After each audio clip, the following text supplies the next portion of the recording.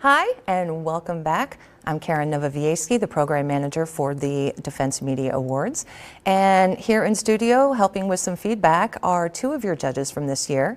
And I'm going to let them introduce themselves and give a little who I am talk to you here. So, sir? Hey, I'm Chief Warrant Officer Clint Runyon from 2nd Marine Expeditionary Force. And I'm Claudia Barbiero, and I am from the live streaming industry with a company called LiveView, so live broadcasting video technology, and I do a ton of video events myself. Excellent. Well, we're going to jump right back in and take a look at our next piece. Rapid mobility looks like what the C5M does on a daily basis. So you'll see a C5 take off from their home station with their crew, and it can be a 5-day mission, and on the 5th day they're returning back home. The historical significance of this mission is to pay respect to the Tuskegee Airmen, and not only them, but to the past African American aviators. To see us operate this aircraft through the system, and quite frankly, flawlessly. We delivered our goods, and we even had more goods to bring back home. But it's not often you see a lot of African Americans in aviation, let alone see an entire crew of African Americans operating an airplane. The Air Force is very diverse, but it's sometimes people don't get to see the diversity if they're not inside of the Air Force. And you might have to take a lens off or maybe put a lens on, and hopefully we put a lens on for a lot of people. The primary mission for the C5M Super Galaxy is strategic airlift. We move cargo and packs anywhere in the world, potentially within hours. The C5M really embodies rapid global mobility.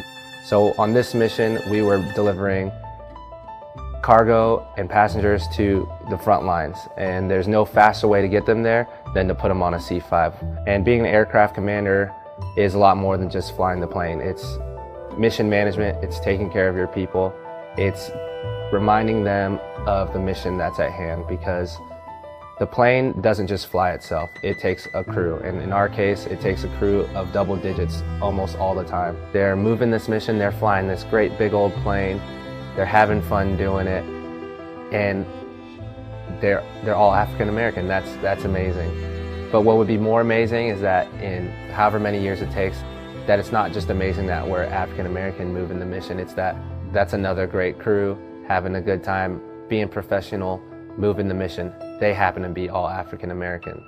That's what we would like to get to one day.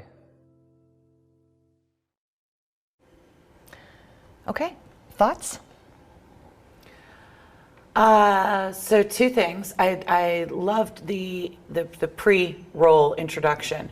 It was almost like a preview of the video before the video even began, which is, from a storytelling perspective, a really nice effect, which is to say, I'm going to tell you everything you're about to hear very quickly so you know the whole tone and mood and message. And then the title comes up and it goes into the piece itself. And I think that's a really nice effect and something unique. And again, this is one of those great blends of historical footage and photos with the modern, where we're at today. And I thought that was also a very nice effect for this piece.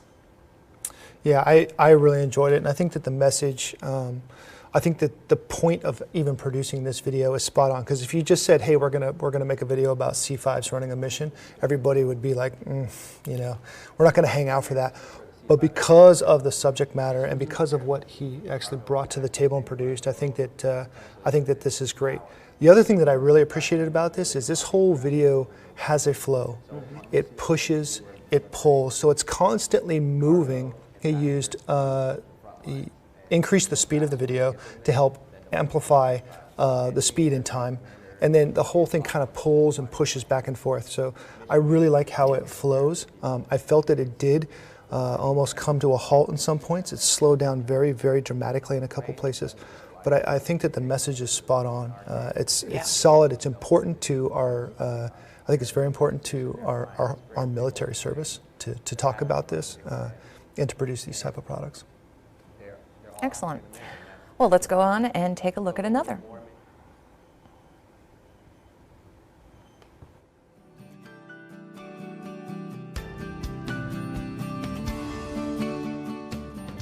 Welcome to the pharmacy at David Grant United States Air Force Medical Center.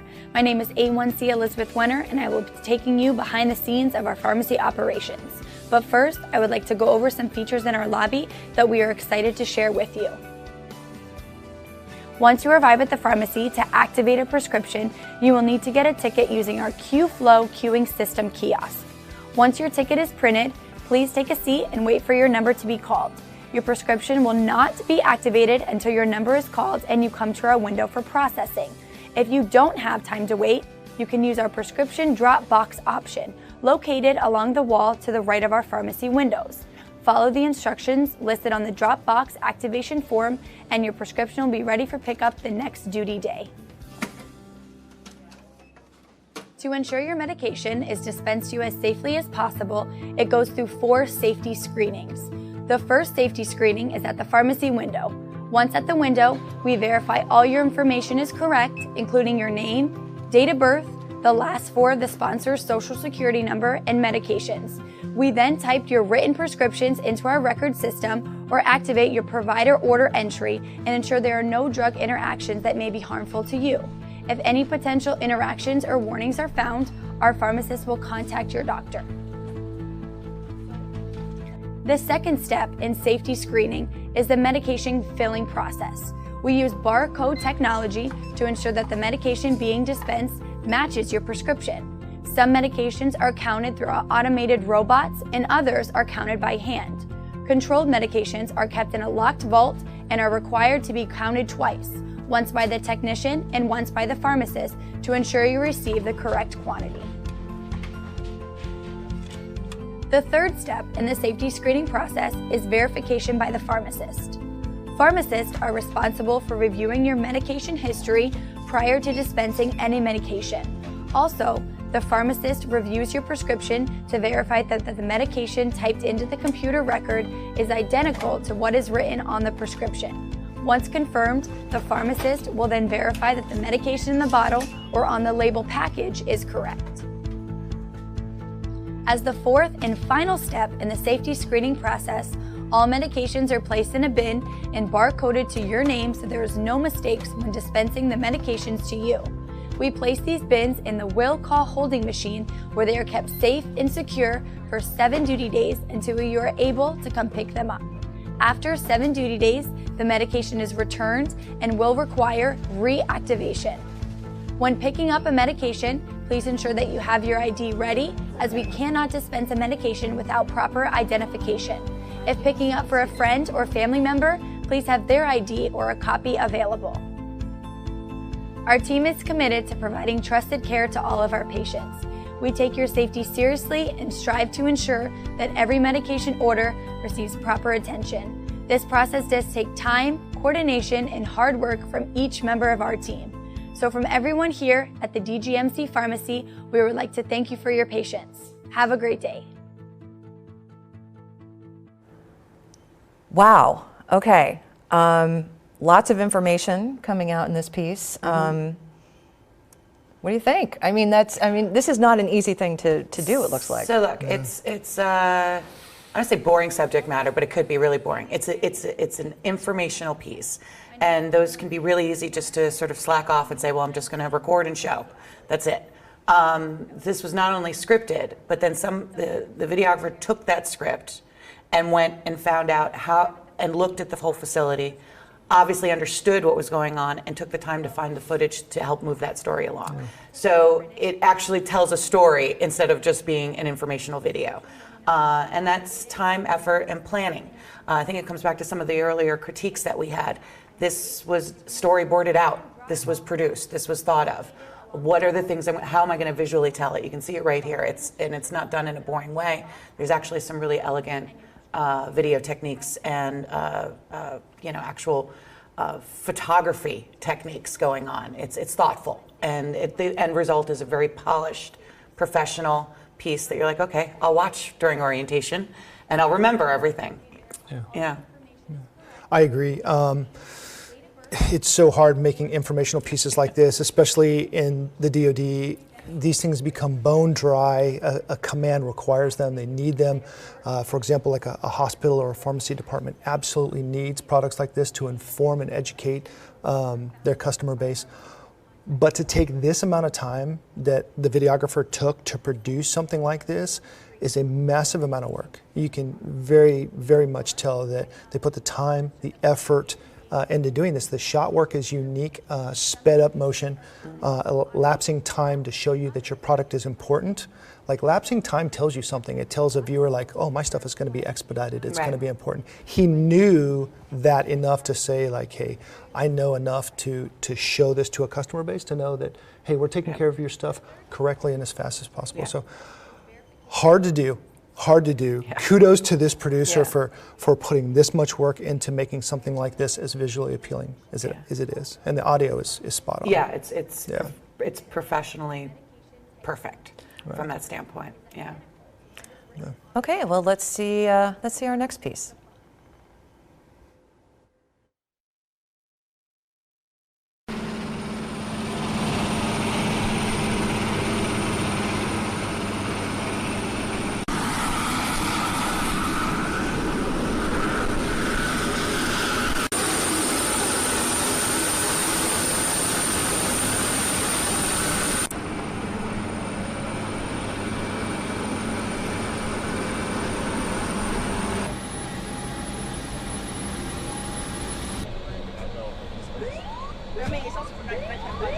It was on system 3.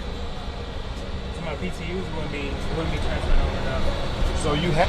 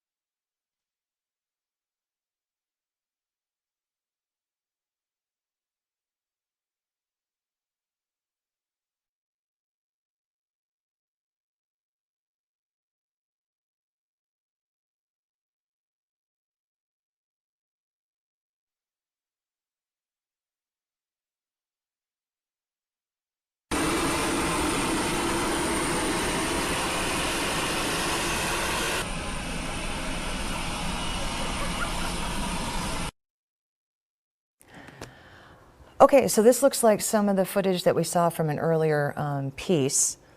And I do want to let our viewers know that when there's that dropout of sound, that is exactly how the B-roll package was submitted. So some of the clips within there had sound and some did not. So starting with that, what do you think? Yeah, I mean, again, part of the submission requirements is a B-roll package. So we're looking at just a straight up raw B-roll package, which I think is super important to annotate. The issue is, like, a lot of the stuff in here is not properly exposed, little things like that. Whereas a package, like, hey, I get it's still a B-roll package, we need to clean it up just to the usable footage. So whoever's receiving it on the other side just has the usable footage. I think that was probably one. Yeah, I mean, I think that's pretty much my assumption, my assessment too, which is just because you shoot it doesn't mean you need to use it. But what the B-roll package does is it's supposed to provide the extra footage maybe that you didn't use for the finished piece that is still good and usable and can be used for another story. And in that perspective, obviously that video that we saw was very well shot and there were some really good pieces to pick and choose from, but you can even edit that. You know, you can self-edit yourself, yeah. Okay, let's move on to our next piece. I didn't know a lot about the Air Force before I married Steven. We started talking about the Air Force and what that meant, and he kept reiterating, you are going to be alone a lot. I'm going to have to leave, and it could be months, it could be weeks, I don't know. I want to make sure you're okay with that, because if we get married and you're not okay with it, that's a huge problem. And the more we talked about it, the more I kept reiterating to him, I don't know much different.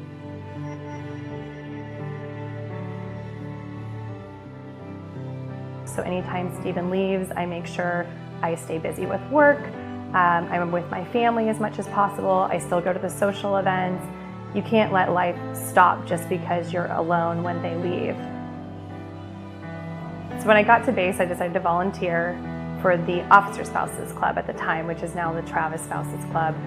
But an email came through. There were a few positions available with the Spouses Club. One happened to be programs, which essentially is planning socials throughout the year, one every single month. So I went to the meeting and said a little bit about my background, and sure enough, I was hired on as being the programs chair. And it just brought so much joy to my life, seeing everybody show up at the social and have a great time and leave thanking me or thanking someone else on the board and telling us what a great time they had. And it made me just want to keep going and keep being a part of that Spouses Club. So it was really important to just focus on the Air Force, on the spouses, and getting to know new people for these, 3.5 years that we've been here. So I knew how much work she had put into all these events initially. I just wanted to get her recognized just as kind of a token to say, like, hey, like, I know you've been doing a lot as well, besides me just saying it in general. Maybe the Air Force could see it as well. Well, that award came up and I saw it and I was like, well, I'll just write a package. And when you started really putting pen to paper, that's when you realize, wow, she did a lot this year. Mrs. Morgan Noller displayed exceptional dedication to her community, volunteering. None of this award was without help. There were a lot of people that helped me, not just the airmen, the spouses were there too, every step of the way. You don't win any award without help, and it's really important that people know that. You are not a one-person show. There's people that help every step of the way, whether it's just a question being asked, or people actually doing the heavy lifting, or people running that event, that you're saying this event has to take place, I'll manage you, but you have to do it, and then that person would just hit the ground running. So it was a collaborative effort on everything that went into that package. No line item was by itself.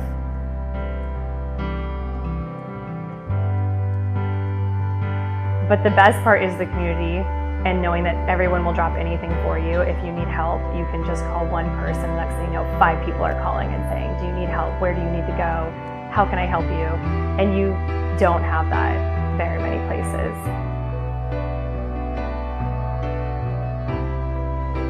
All of the spouses are going through the same thing, maybe in a little bit different time in their life, but we can all relate to each other, especially now being a mom. I feel like now the Air Force community is opened even wider for me, because now I have a child and I can relate to all these other spouses that have children. As far as how the Air Force is hard, it can be extremely difficult. There are times when your husband or your wife will miss a birthday, anniversary. The milestones are the hardest for me because growing up that was so important to my family. When you're in the Air Force, you have to take that in stride and understand that your spouse probably isn't going to make all of those. He's going to miss a birthday, he's going to miss an anniversary, and it gets really hard at times, but I think as long as you make up for it, once they're back and you take time to be together as a family, it's all worth it because you are supporting the Air Force and you're doing your job to make sure your husband can continue to support the Air Force or your spouse, but it's not without sacrifice, and it is the sacrifices that are the hardest.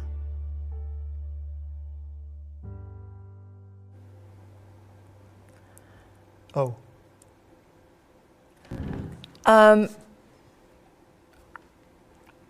I'm not really sure I even have words for this. This is, for me, it was very compelling, but I mean, there's a lot of great technical work going on in here. What do you guys think?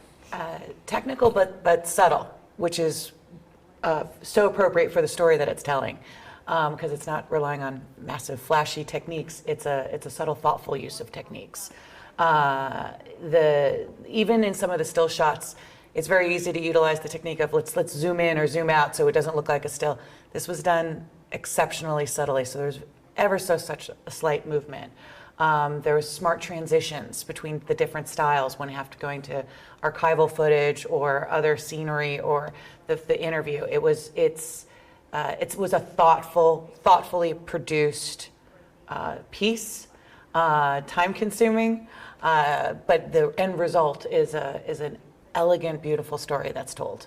You know, even if you even if you couldn't connect necessarily to the subject matter, the way that it's put together puts you right here. Even you see it here, right? Your eye level, you're right there in it, and you can't help but project yourself into the story. And I think kudos to the videographer that worked on this piece for sure. Yeah, when I think about exceptional production, I think about work like this. You know, and this is exactly why we're sitting here talking about this, is this level of production quality. The producer of this spent a massive amount of time prepping, thinking about this, pre-production and planning to get this story right, to nail it. And I believe that the videographer nailed it. The subtle transitions, the reveals, coming around a corner and a revealing shot, and he used that as a theme. Yeah. It was themed throughout the product. The eye level but work, not overused. Right. You know what I mean? Right. It easily could become overused, and it wasn't. Right. Yeah. It wasn't so overt that it was distracting. Yeah. And I think that the interviews were done extremely well. The footage going from footage on the flight line, taking the time to take the family to the flight line, work on the flight line, pull this footage, the footage that we're seeing where she's receiving the award, getting that historic footage, pulling that in. There's a lot going on in here. It's a poignant message of what our spouses go through, and I think that he just nailed it. So. Okay, let's go ahead and take a look at our next piece.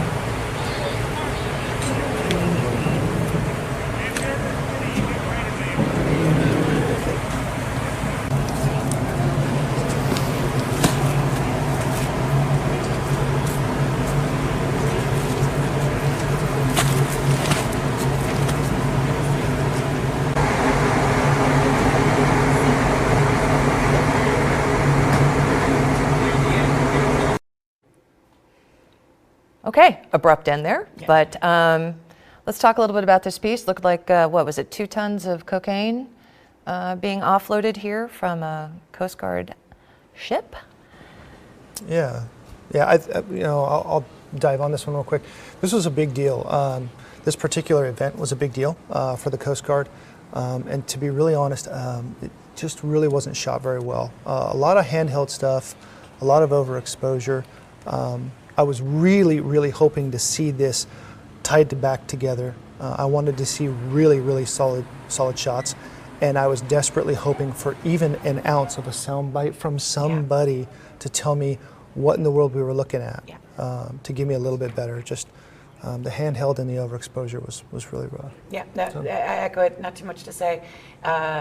Like I said, I watched it twice to find out what it actually was. So yeah, a tiny bit of context can make a B-roll package so much more valuable.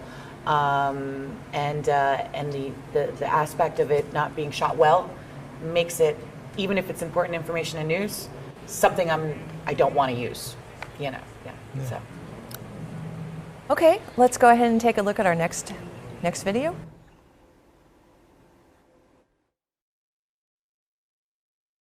I'm here with the punt teams, the Western River Flood Punt Program, representing MSU Baton Rouge, MSU Huntington, and Sector Lower Mississippi River. All right, so today we're conducting what we would consider a drill or a capabilities test.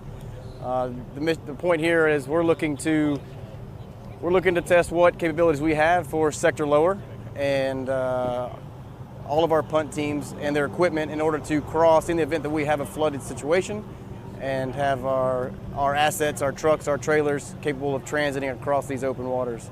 So with us we've got the National Guard on their bridging unit, and here we are trying to collaborate and see what we're capable of doing working together.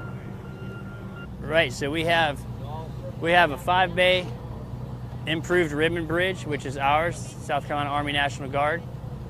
We have the U.S. Coast Guard pickup truck here with the trailer, which has a boat in the back of that.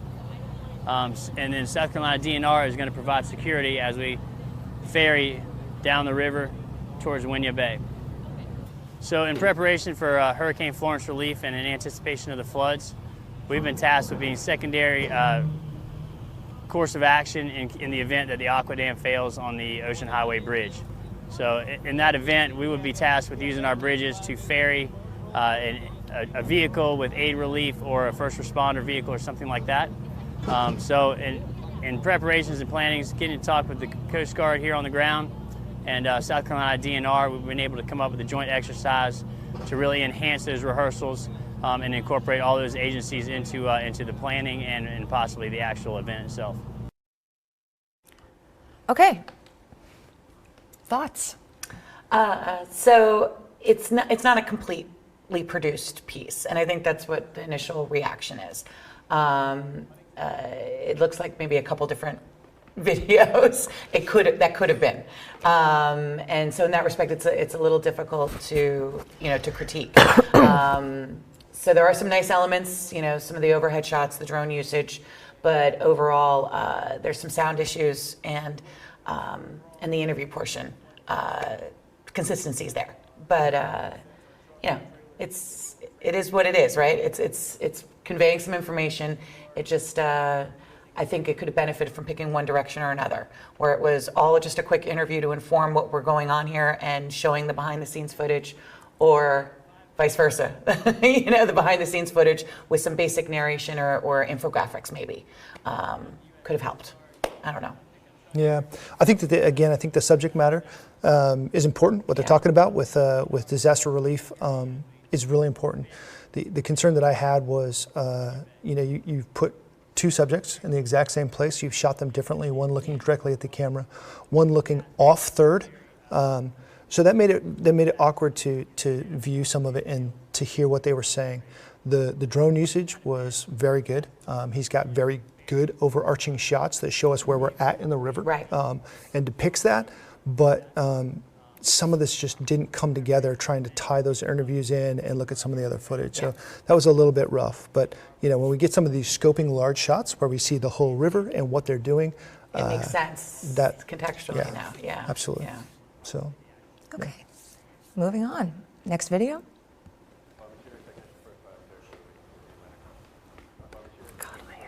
Oh, this one's miserable too.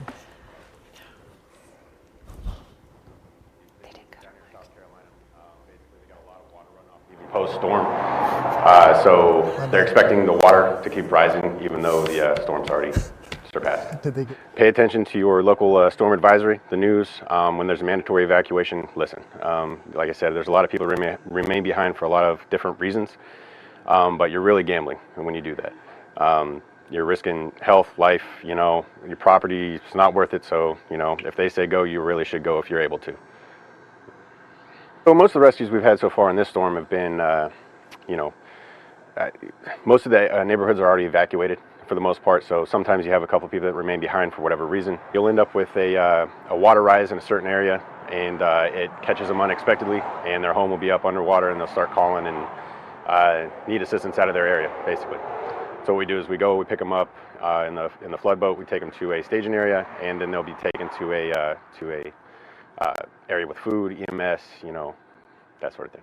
So we've been working with all of our local, state, federal agencies. We've had people all the way from the West Coast. We've had swiftwater rescue teams from LA. There's local firefighters, local police, obviously, and they're really important for us because we're not as familiar with the area. So getting in touch with the local guys here helps us to understand what roads are actually closed down, which ones we can actually get through to respond to certain areas. So they're huge, you know, they're you know, our information experts down here. Machinery Technician First Class Derek Weatherly with the Atlantic Strike Team. Okay, I know when I think natural disaster and drug interdiction, I'm obviously thinking Coast Guard, and this seems to be supporting that thought process. Taking a look at this, guys, what do you think? So look, any natural disaster, when you're in an environment like that, it's very difficult to control your surroundings. So I appreciate that tremendously. But it's hard to overcome when things are out of focus. It's just tough. It's jarring for the viewer, and you almost stop listening a little bit. And the other thing, which I know is always difficult to control, but ambient sound. It is such a distraction when you're actually trying to listen to the valuable message that's coming from the person you're interviewing. So those were two very difficult things that I had with this to overcome, because it is very interesting and important subject matter. So I gave it the effort to, but that needs to be elevated a little bit for this piece to have been a little bit more successful. Yeah, I struggle with this piece. There's a lot of stuff in this that is out of focus. The interview is underneath an overhang, and then on the other side of the frame, it's completely blown out from exposure. So like hearing some of that stuff and trying to pick up the audio as he's filming this stuff is very difficult. So I think that the concept there is good. What they're filming, the information, incredibly important. But I think that there's some work in here, like these overarching shots that we see of working through the water. This is amazing stuff. Mm-hmm. I would have really liked to see the establishing overarching shots of where they were, what the heck was going on, so we had some context to this project. Yeah. So if you were talking about the interview under the overhang, mm-hmm. and part of it was blown out. So I'm a photographer, I'm a videographer, I've got this one thing, and it's fast. Mm-hmm. What is the best way, do you think, like, I have to do it here? What's going through your mind as a videographer to make sure that you're not getting a blown out shot, etc.? What can you do to maybe not have that be an issue? Well, if you don't have the equipment, let's say you really are limited, you had a grab and go, you've got a DSLR, you don't have the benefit of all of that. It was very important to have the logo for perspective, to know what it was, because that wasn't something that was established. So I would get to an angle where I could have gotten literally some nice pans of the logo, and then move my subject to an area that I could control the lighting and the sound in. Somebody's just got to make do, and then realize that I was going to do maybe some creative editing later on. You just try to assess the situation and what technical stuff you have there. If you do have the equipment, it's worth it to take an extra 5-10 minutes to play around with things, because it'll only make the finished product that much better. So sometimes it's okay. I know it's a rush, especially in environments like this, but having a little bit of presence of mind and saying, I'm going to take 5 minutes and I'm really just going to see what I can do to to set this, because all I have is this one time to get this interview on camera. So let me take as much time as I possibly can to get the circumstances better for what I'm trying to do. And I'm situational awareness there. I remember from I'm not going to say how many years ago, but from doing it myself, and you're so intent on this that you tend to lose the rest. Right. So it's just hitting the pause button and just taking a look. Okay, let me assess where I'm at and what I'm doing. So basically, take that 5 seconds. Yeah. 5 minutes. Take notes. Take notes. I mean, you walk into that environment, you have to have it in your head. You have to have those shots, what you're going to do, what you plan on producing. You've got to have something on a piece, on that paper to reference back to come back around to, because you get so spun out in that environment of filming everything around you. Everything around you can be filmed. Everything. Like, everything is worth shooting. Yeah. And when you get into that environment, you have to scope it down and get very specific to what you are going to film. Yeah. An interview like that is incredibly difficult. It's hard to do no matter what. He's got incredibly harsh middle of the day light. Mm-hmm. So he had the foresight to at least put him underneath something, right, to work his exposure. So kudos to him to even having the foresight to do that portion of it. But at some point you got to make the big decision of how far do you crop in, what do you cut out so that you can expose your subject. Yeah, exactly. What you just said about taking notes. This piece is definitely a great example that would have benefited from some graphic overlays to help with that context. Right. So by having notes when you go back and look at the footage to know where something was actually happening, all those little key messages really would have helped elevate things too, I think. Absolutely. Okay. Next video, please. Once we get back home and more up, we'll schedule an actual permanent repair. Remember, it's damage control, not damage repair. So you control the damage. The repairs, we'll make it back home when we're up, okay? All right, good job. All right, now. My name is Victor Arcelai. I'm stationed Coast Guard Cutter Active. I've been stationed in this unit almost 3 years. I'm due to transfer soon. I'm damage controlman. I deal with all kinds of repairs, shipboard firefighting, training. We do a lot of training. Basically, I'm a jack of all trades, master of none. Basically, I can do anything from welding to carpentry, but I'm neither a licensed welder nor a licensed carpenter. First day I reported to the ship. Usually when you report, you're just shaking hands and learning names. I wore my trucks for like 10 minutes, and after that, I was already doing a welding job or a bracing job on one of the refrigeration units down in Reefer Flats. So imagine you have a ship that's 52, 53 years old, and then you have to deal with systems that are about the same age. And as everything advances, parts become obsolete, and chasing down parts or figuring out how to fix what you have available, it's a challenge. For example, I've heard of products that I never was able to use till I showed up to this unit because situations became so unique and so dire that I just had to flip the cards, and luckily, here we are. We didn't sink, we didn't catch on fire, everything's working tip top. And once again, it's one of those things that it creates a sense of reward because you know you're making a change, you know you're being useful, and you're using the training that you acquire in A school or in all the C schools that you go through. You're using it, so you know that you're a cog, a moving part on this great machinery that is this cutter. We sit down, we have little training sessions together. And I love it when sometimes the same person that I'm training today is the same person that I have the pleasure to sit down on the board and shake their hand and say, you're qualified. And whether they become a damage controlman in the future when they go to A school or an MK or a BM, I'm just happy that at that point in time I was able to be a part of their career development. And once again, when you leave a unit, that's what you want. You want to be able to touch people's lives and be a productive influence. Because I think that this unit, even though I've been in the Coast Guard going on 18 years and this is one of my latter ships, has taught me so much that I'm pretty sure it's been one of the ones that have taught me the most. It's made me a better person, a better damage controlman, a better technician. I've done so much to this ship to help her stay afloat that I'm pretty sure that this is, if not one of the most, if the one that's helped me the most in my career. So it's definitely reporting here has kept me busy, and I'm happy for it. I usually tell my wife that she's my one and only, but the ship is my mistress, because sometimes I spend so many hours on the ship that, you know, it would make any wife jealous. Patch, once we get... Okay, some interesting, compelling work being done here. Your thoughts? So this is a human interest piece, and there's a lot going on. There's a couple things I like. Number one, I like the fact that he actually lit his interview subject, but I immediately have an issue with it because a lot of it's out of focus. This package just keeps going and going and going. One of the things that we talked about off camera was this thing needed to breathe. It needed space, and it needed an opportunity to pause and breathe and just see the footage and see what was going on, because it was very difficult to gather the information from what the subject was talking about. So I really struggle with that.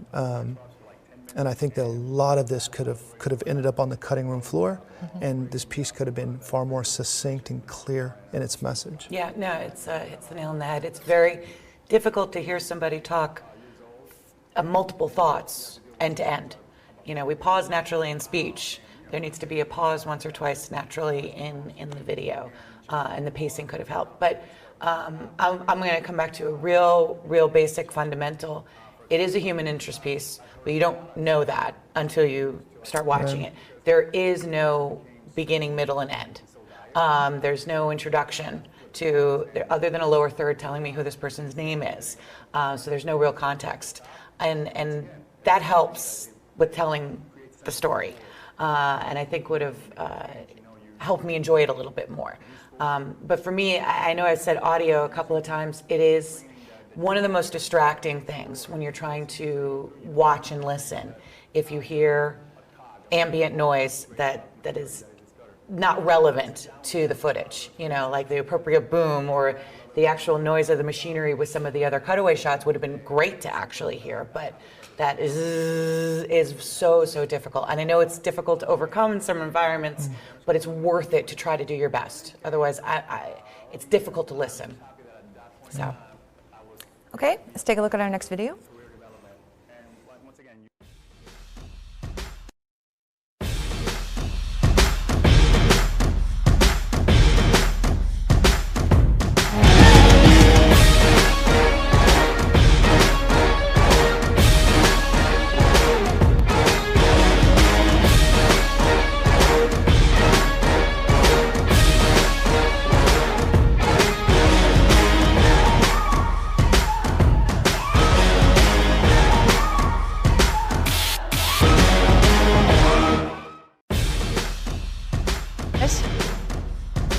What do you think?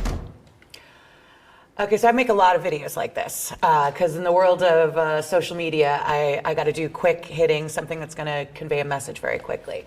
So I know exactly what the intent is here. But this is an element of where maybe there's a little bit too much. So it is the single words, whatever. It started out great. It's groundbreaking. How much gravel? How much is there? Then it started to lose me with the stuff.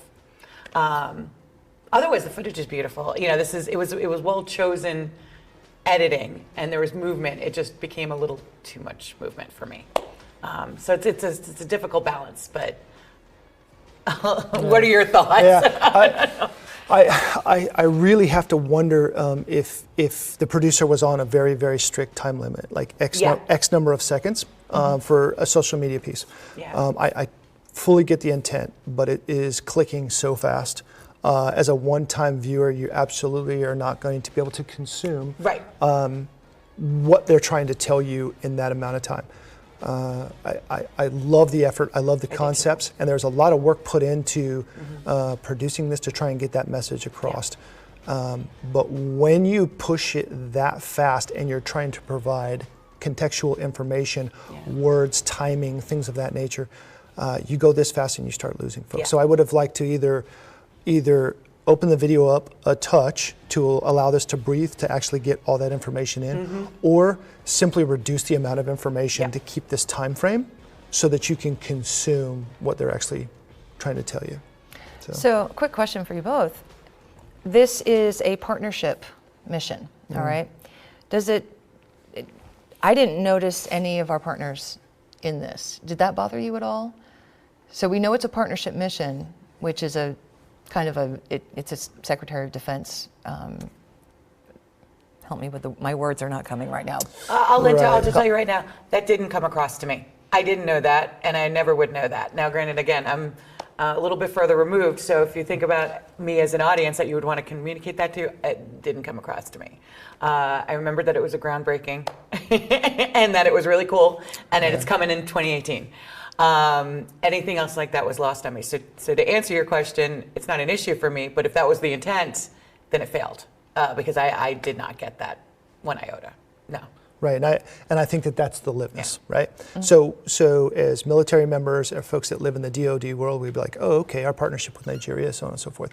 And we would see that and we would reference it. But the reality is it's going so fast and there's no visualization of representation that you're gonna lose it. Yeah. And that's like, again, kudos to the producer because they were trying to put so much into a social media snippet. Incredibly hard to do like that. But you either gotta let it breathe, open it up a touch and let it breathe, or you get down to just the brass tacks, remove the excess. And that's hard to do because sometimes you got a commander that's saying, you will tell how there's X number of runway feet, there's so many tons of asphalt. I want all this in there, I want all this in there. No, I know, yeah. So you know, when you've got a commander that's telling you stuff it all in there and I want it done in like, 40 seconds, well, you put the producer in a catch-22, but yeah, it's tough one. All right, let's take a look at the next video. It's not often in the United States that we get to see the human body pushed to its extremes in terms of disease and trauma. It has actually offered me great insight on the capacity for both human suffering and for human resilience.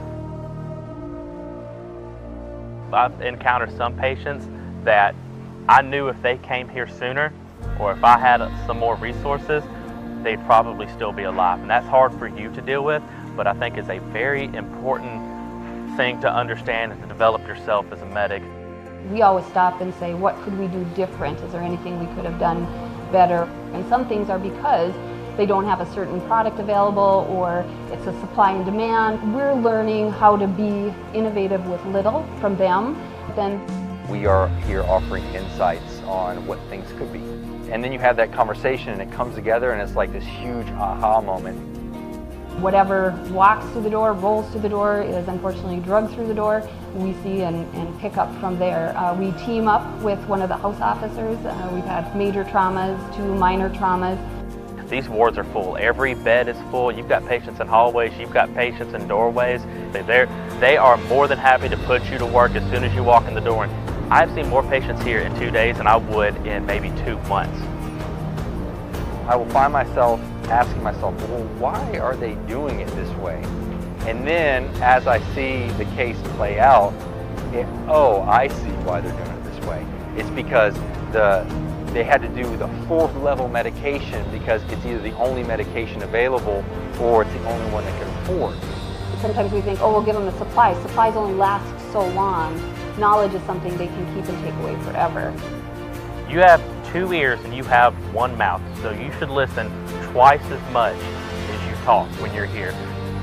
And having that understanding of why they have certain cultures as they do, or calling back, I think it brings you such a broadened sense of understanding. You feel for every patient that you come in contact with, and how can I make that difference? Definitely when I go back to the States, I've learned a lot is to get back to my basics. And we hear that a lot, but we don't always understand the implementation of it. This exercise has reminded me that I cannot let myself just continue to rely on technology, because there can and will most likely be a time where I have to rely on myself with a stethoscope and these 2 hands.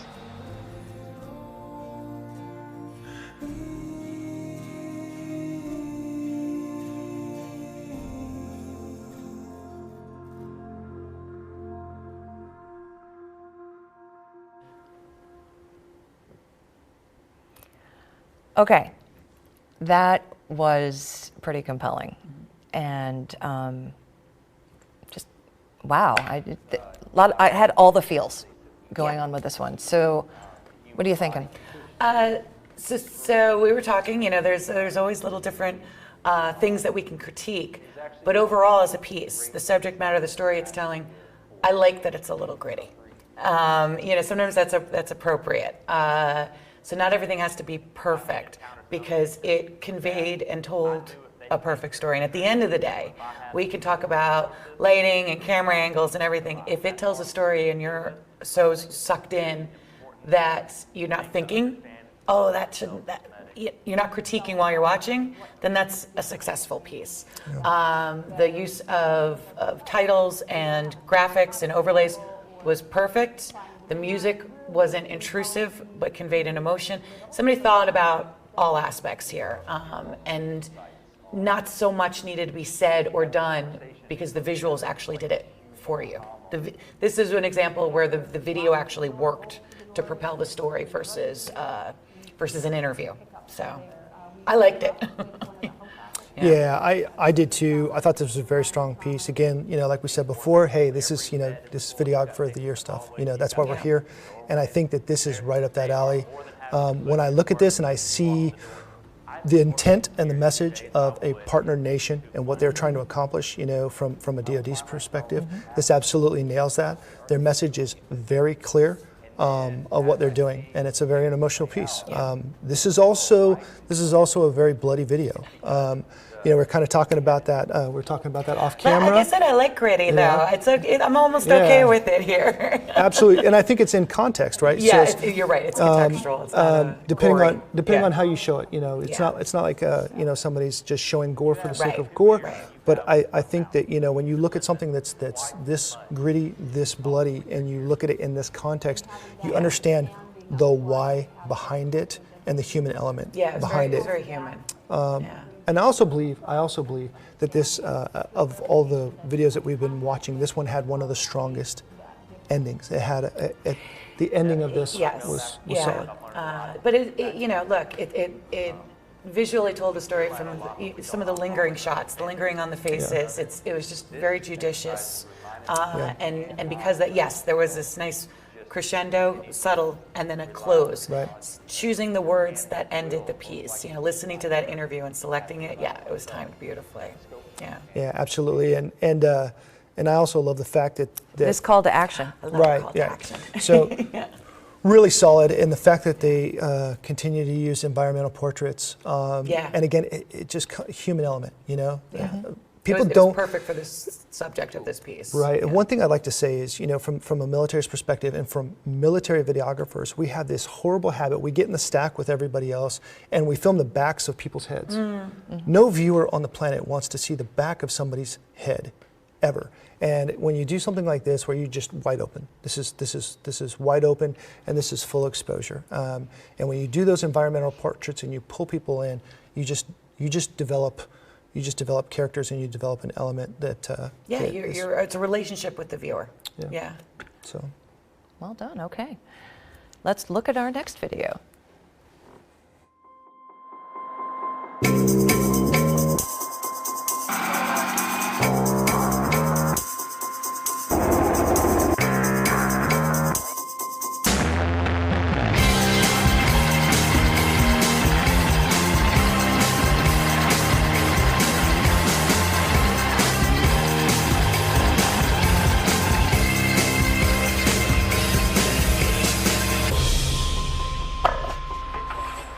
Kind of an impossible mission, explaining to someone who has no idea what tanking is, what goes into maintaining them, because that is a significant chunk of our time out here.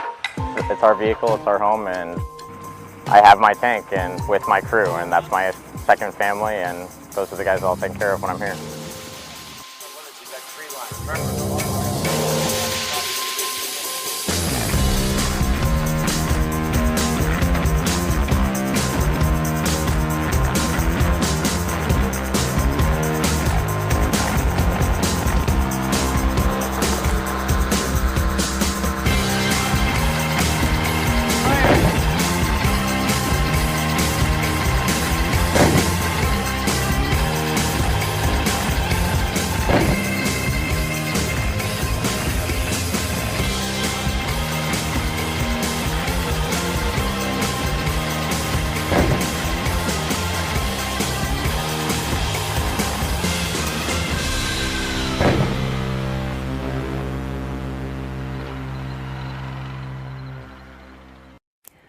Okay.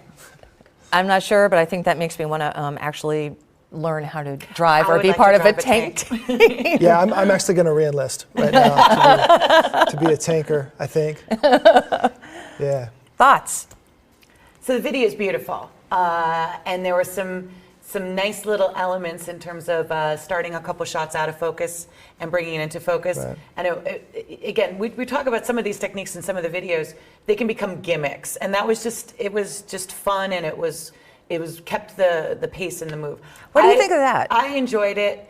With the It handwritten? maybe isn't the best. Again, depending on the production, he made a choice. He made a choice to be a little bit more fun with it than a standard, which I think for me felt in keeping with this kind of macho fun pace, and I mean that in a good way, piece. If that was the message and the intent. All I know about this, other than like enjoying it, I enjoyed watching it, but all I know about it is it's exercise arrow. So that's all I know. I almost don't even remember what was being said, just because I was enthralled by the fun imagery. And there are some really beautiful shots in this. I love this. Which doesn't, means it was nice, but does that make it a successful piece? I would have to say then, as much as I enjoyed it, and I think some of the shots are just gorgeous, that alone doesn't make a good video. So. Yeah, I agree with you 100%. I think that, the footage, the videographer, it absolutely outdid themselves. The quality of the imagery, how it was produced, the rack focusing, the environmental portraits, just the sheer quality of where we're at. The number one thing I want to point out in this production is you actually feel gritty and you feel dirty. You see dirty hands, you see dirty faces, and you are just sucked into this tank crew. You are with this tank crew, and that's what good videography is. Yeah. The drone use in this is absolutely spot on. It's additive. It's not, it's not just obstructive and just extreme. It's extremely additive. To get a little bit technical on this, the panning quadcopter shot as the tank moved up into a firing position, that is like rock star stuff. And somebody did that. Somebody pulled that off on their own, while they were working on this. So kudos to them on pulling this off. But despite all of the fun, message-wise, I couldn't even hear the interview. So production-wise, like the rest of it that has to be there to tie the rest of the piece together, I really don't know what he said. I couldn't pull that out of this, and it's tough for me to tie this to the exercise or anything joint in nature, whatever was going on in that piece, which is unfortunate because I was enthralled with the imagery. I just wanted to see it come back around. I wanted to wrap it up, and know what we were really into. Know what it was about. Right. Yeah. Right. So. Okay, before we continue, if anyone is just joining us, I want to talk a little bit again about who is giving these fantastic critiques. On the end here, we have Claudia Barbiero, and she is with Live View. Yes. And we have Chief Warrant Officer 4, Clint Runyon. I keep thinking Funyon, I'm sorry. Well, because you're fun. Yeah.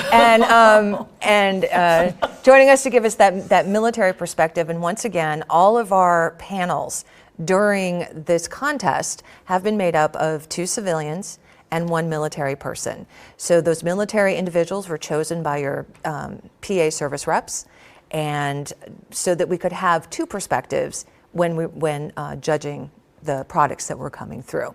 So with I'm not going to spew on anymore. Let's go ahead and take a look at the next video.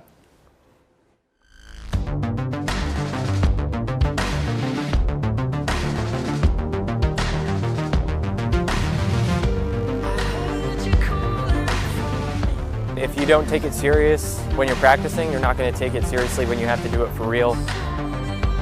In a mass casualty drill, I mean, you got your adrenaline pumping, you're just trying to get these patients out of there and get them to safety. And so it's good to practice that. Whether or not it's an exercise or real world, when you come up to a casualty and you see that they're injured, the language of pain is pretty universal. with the Norwegians, even if they weren't speaking to us in English. As far as it came to, just doing medicine, we were speaking the same language, but I definitely go in with a mindset that, it's real. And so every time we were doing something, it was with local national forces. Police, fire, military and civilian, we were able to work very efficiently together. Working alongside partner forces, there is just a wealth of information being shared and utilized. We do a lot of things the same, but we also have a lot of things that we do differently. And learning from each other, the more we do it, the better we are at it. We know what we have to do and we get it done. Every time you're exposed and you're under pressure, it makes you a better nurse. The day you stop learning is not a good day.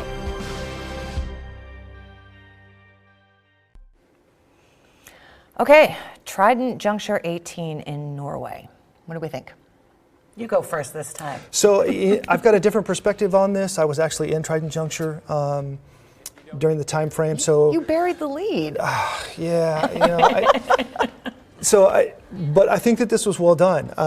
I think that their tie, you get both nations, you get a direct tie, and you get to see these folks working together. So there's a very, very specific message, and it's very clear. Yeah. The one thing I will say is, there's just an overt use of slow motion, and I understand slow motion is a great way to invoke emotion, but there's just so much of it. Yeah. Every shot is a slow motion shot. So I would like to see this thing pick up and go back into its actual pacing, because exercises like this are fast paced. Are fast paced, exactly. They're trucking, they're moving, and I think they were trying to. I think the producer was trying to invoke how important this event was, but I really would have liked to have seen the pacing of, because this was moving very, very quickly. So almost to your point, it breathes too much. But no, you're absolutely right. Judiciously, the slow motion will evoke that emotion or draw attention to a specific thing, and there are some very moving images in here. Again, it's just an exercise, but you can't help but feel like they're treating it like it's real and it feels real. But that would have benefited from cutting back to real-time pacing too, to see the activity. But overall, it is a very well done story. I knew exactly what was going on. I was engaged in the piece from start to finish. When you take that step back and go, overall, it was a beautifully done piece. Well shot, sound great, good music choice, enough information. I know what it's about, and I'm emotionally tied to it. But yeah, there's a little bit of pacing could have maybe pushed it over the edge. One thing I thought was very interesting in this production is there's 2 interviews, and they're actual, no kidding, stand-up interviews. You never actually see the interview. Yeah. You never see it. Yeah. He puts titles over the a visual of that person. Of the person, but you never actually see the stand-up. You hear them, and you obviously know who they are. You're seeing B-roll of them in action, but you don't ever go to the actual interview. No, it was an interesting choice, and in that respect, it told the story a unique way. Yeah. Right, and I think the bottom line is he made that substantial choice to shoot it that way and produce it that way. Yeah. Nice. You had brought up a point while we were off camera that I think is a very valuable one in terms of music usage in these videos. Yeah. So, from a legal and technical standpoint, all of our products, if we're doing large-scale production work, some of the stuff has got to pass the SJA, and this stuff has to be approved, and we need legal release for some of these things, especially the things that we're airing. There's a very different, prospect from like fair use. Diving on the fair use thing, and like, hey, no, for real, we're using this in production, and we're publishing it. And I will say this: in all of the productions, and all of the metadata and all of the information that I've looked at, I only saw out of all of the productions, one person in all videos, actually only one video, in all of the videos that we've looked at, that actually referenced their music source. And that is something that all of us need to learn from. That is not acceptable anywhere. We have to reference, we have to let everybody know where the music is coming from, how we're getting it, legally using it, and what we're producing. So I think that that's incredibly important.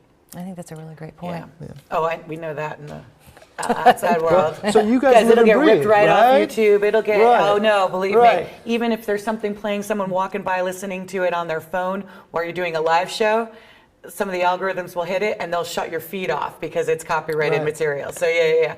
It's an important and valuable part of producing. And I think these videographers are producers in their own right. And it's a very Right. valuable note. Yeah. Right. But super important from your standpoint, like from a civilian standpoint, you all live and breathe this, so you have a totally different perspective. We in the military, a lot of times, we don't hold ourselves to certain standards. We just don't validate those standards. Even though they're there, the orders and references are there, we don't hold ourselves to those standards. So a lot of times I think that we think we get a buy because we're in the military to produce and submit these things.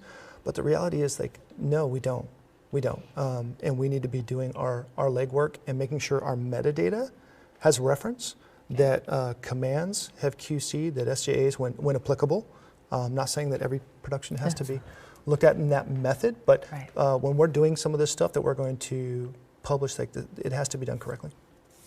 Very valid. And I'm going to tell you right now, there's not a person in DIMOC or DVI right now that isn't going, yes, that's what we've been saying, as the importance of the metadata and making sure that it's complete. All right, next video.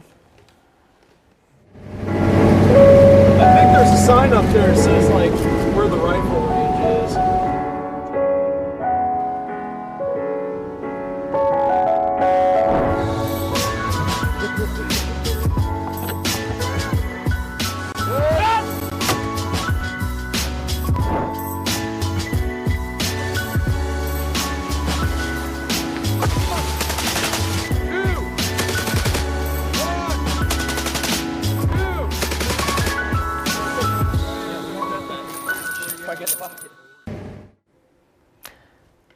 Okay, Orient Shield 18. Have you participated in this one? Not this particular one. I think this is an Army-led exercise. But great information. I just had a really hard time with this. This is a very short piece. This is a social media piece, but no flow to this piece. I love the shot work. Again, we're doing all of this wonderful shot work. But when we talk about composing a piece, I struggle with this because there's not even sequencing. It's just a shot after a shot after a shot, and at the end we go out on them picking up brass. Right. So I struggle with that, about the functionality of this piece. Yeah, totally agree. There's a couple visuals that if I took them as a still, would be a beautiful photograph. Right. And it made you feel like you were right, especially the ones towards the end where you feel like you're right there, and even the picking up the bullets, be a great still. It's a moment in time, and that's all I thought about this. This was a series of a couple moments in time, not necessarily a story, no matter how short. So yeah, not much more to be said about that. Yeah. Okay, let's move on to our next video.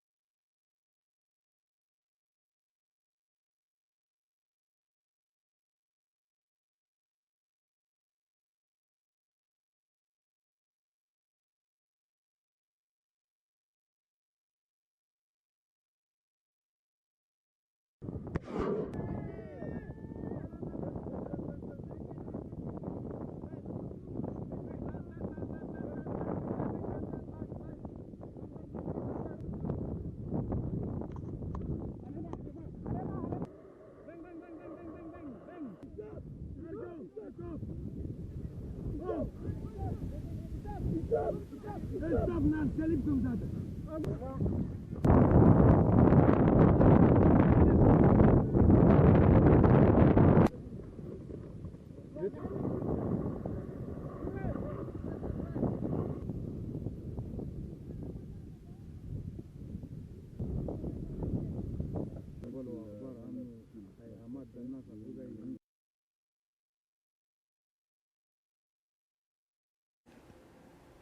got a lot of drone video in this. What are we thinking? So it's another B-roll package, which are important, right? It's the way you can get the behind the scenes and do more with it. And in that respect, I didn't necessarily get that behind the scenes. It's a compilation of shots. And again, absolutely zero context for any of it. So it's a little difficult to gauge in my respect. You know, if I got it because I was putting together a story, or if I was researching and was going to pull footage for a story, I probably would overlook this package because there was not something compelling enough for me to say, I know what to do with this. I can use this. But not bad, you know. I hate being overly critical, but I'm just saying, just taking it just as a straight B-roll, I wouldn't know how to use it. Well, if I can just point out that the pieces that you guys were judging this year, it's a little bit different than what we've done in the past. These are all of the years for their services. Some services sent some up, some didn't. These are the ones that were sent up. Yeah. So these are the best of the best within the DoD. So don't feel bad at all about providing some really great feedback. I had the same. I think I had the same feedback. I really wanted to see the sequencing in some of this. There's a couple of awkward things. That some of the drone work is amazing. Some of this overarching scoping shot, but then we see a lot of things that are simply out in the open that are shot handheld. And I get it, like it's hard to get to the sticks. It's, you know, it's hard to pull certain things when you're literally on foot and on the move. And I fully appreciate that from every shooter that's submitted. Yes. There's times where you are absolutely running along somebody, you do not have a choice. I mean, let's just put it this way. I think we have all been there, you know, so this is not a, yes. you know, Yes. I agree. We speak from experience knowing how hard it is. Right. Yeah, I agree with that. There just wasn't a lot of context in that round of B-roll, and I really wanted to see a clean cut set of B-roll because there's so much in this joint environment that they're showing. There's a lot for us to pull from, you know, and folks up here, you know, in DoD land are going to want to use that and even use it in a B-roll sense to be able to pull from it. So I was really hoping to see, you know, to see some more of that, and specifically to get some of that nat sound. I just wanted to, I wanted to get pulled into that. I know it's another desert environment, but there's a lot going on out there. There's a lot of stuff to film. So, all right, let's move on.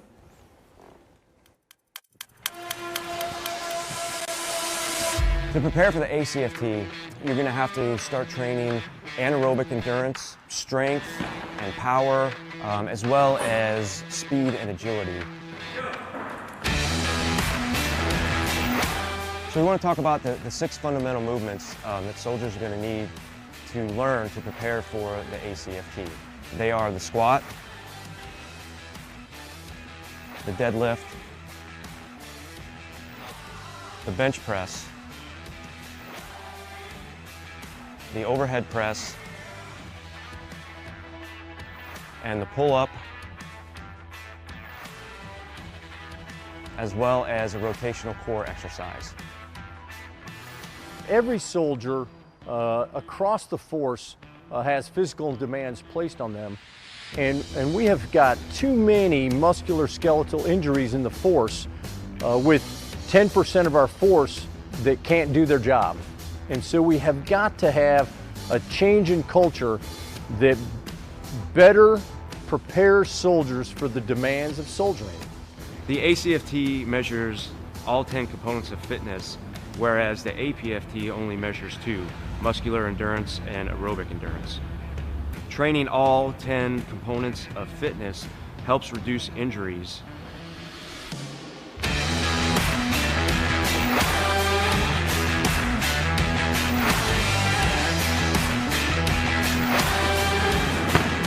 Personally, some of the events are very challenging for me. And I am not going to run out and start trying these exercises without training for them. With each new exercise routine comes a greater risk of injury. One of our biggest fears is that soldiers, especially those who haven't foundationally trained, we'll immediately go out and start pushing sleds or hucking a 10-pound ball without any prior preparation. We will train physical fitness over a longer period, more sustained period of time, which will improve our fitness levels, allow a higher percentage of soldiers to pass the new ACFT, which will result in our ability to better perform our combat mission.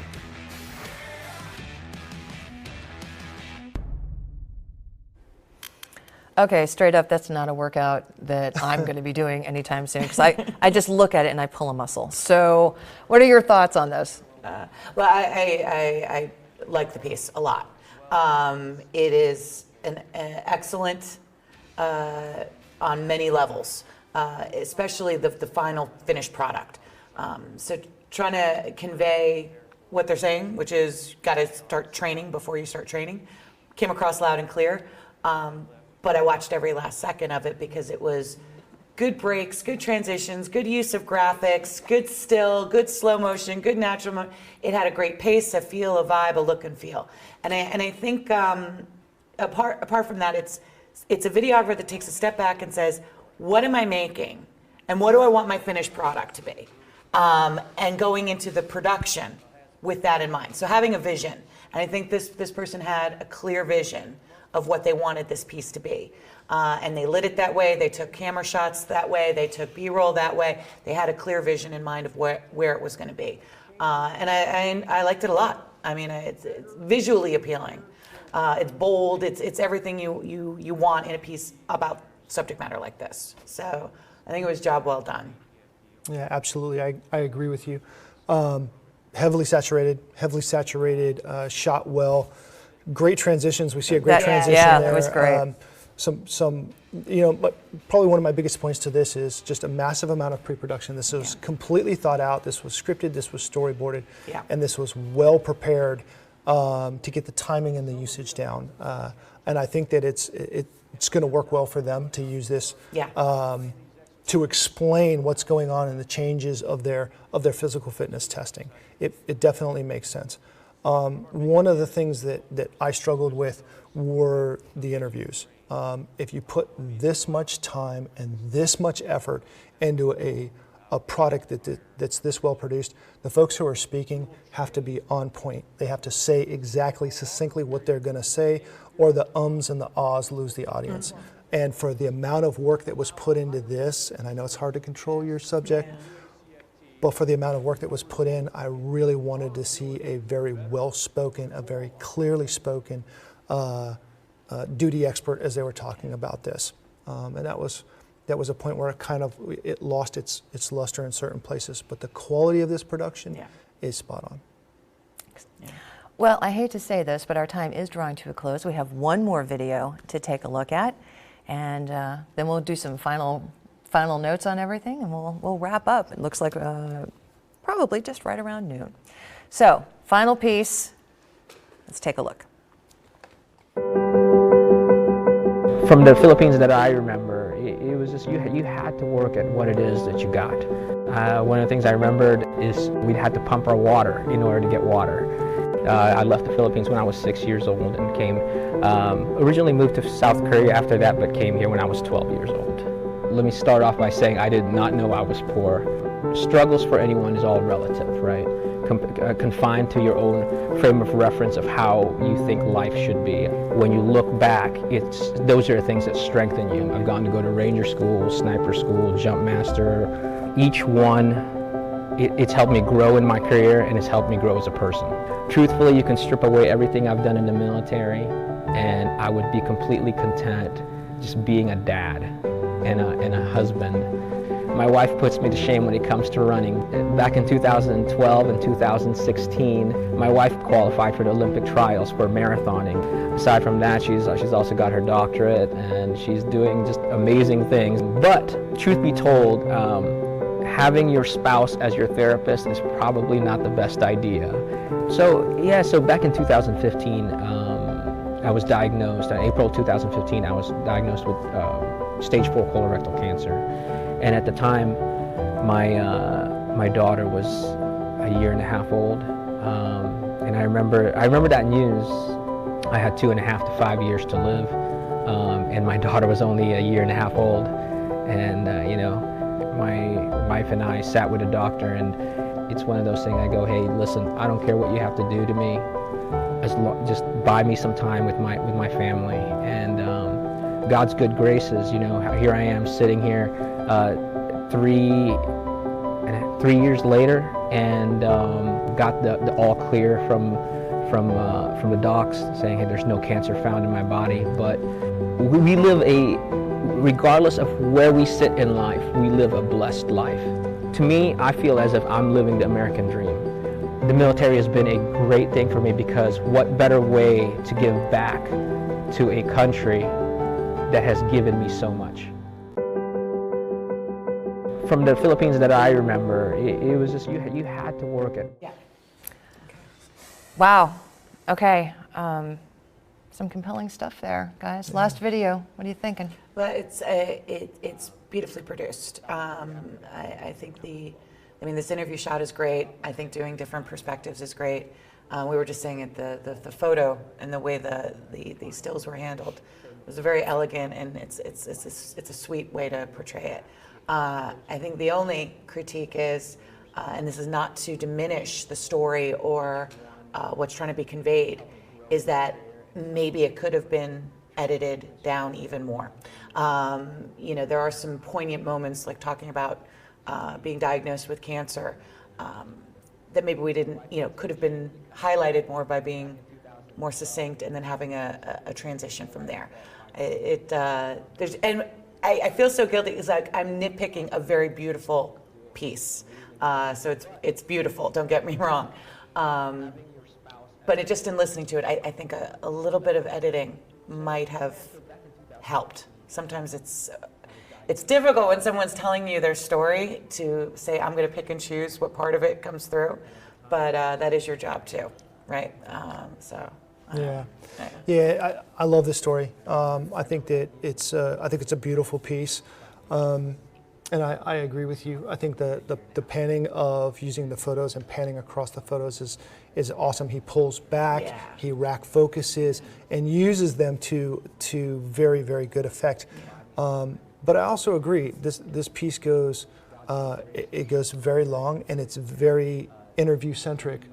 So the producer was savvy enough to change angles very well, panning interview shots and things like that to really help this piece. But it's so heavy in the interview that we begin to lose context of the story because we don't have the rest of it to go along with what we're doing.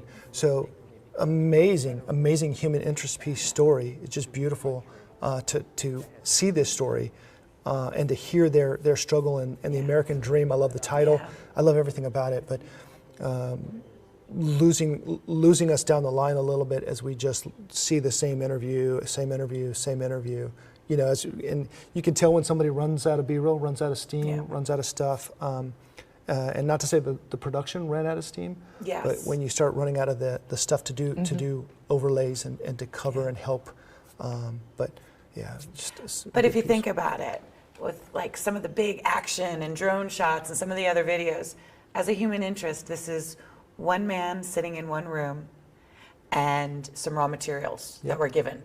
And this filmmaker was able to turn that into a fuller story. And to me, I think that's a skill. It is. You know, you probably got a stack of photos from somebody, had a day to shoot some interview, and was able to turn it into something very beautiful. Absolutely. So, yeah. Agreed. All right, well, we're going to wrap up. This is our last day of live feedback, so I hope that you have enjoyed having our judges here and kind of giving some insight into your work or showing you perhaps something new that you could be doing with your work.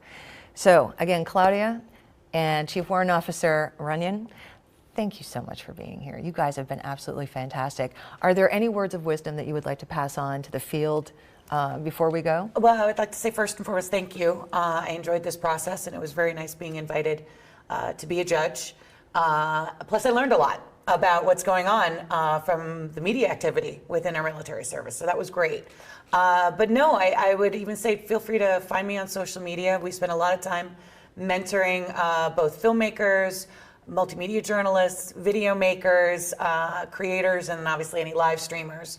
And so the door's always open to share your work. You know, we do a lot of work, myself and those on my team. So I'm on Twitter, Instagram, Facebook, LinkedIn, find me. All the socials. Yeah. All the socials. Yeah. Sir? Right on. I think that there's we see several trends in some of the footage that we're seeing across the DoD. And I think that seeing this competition brings a lot of that stuff to light. Like we looked at, some of the trends of B-roll packages and how we produce them now, how we're keeping up with that skill and making sure we preserve. I think we see some of the trends with some of our technical stuff, how we're doing interviews and things like that. But I think that there's a lot that we can learn from this process, and I'm hoping that the folks viewing, the folks going through the process are learning throughout, and it gives us an opportunity to grow as a community. So thanks for having us. Thanks for having me. It's been a pleasure and an honor, and this was a good time. This was a lot of fun. Excellent. Yeah. Okay, I know you're all out there just dying to know who the winners were this year, and we will be releasing that information tomorrow morning to your service reps and then putting it out globally. So stand by social media, stand by for email. Winners will be announced tomorrow. Thank you so much for joining us today and throughout the rest of the week. We'll see you next year.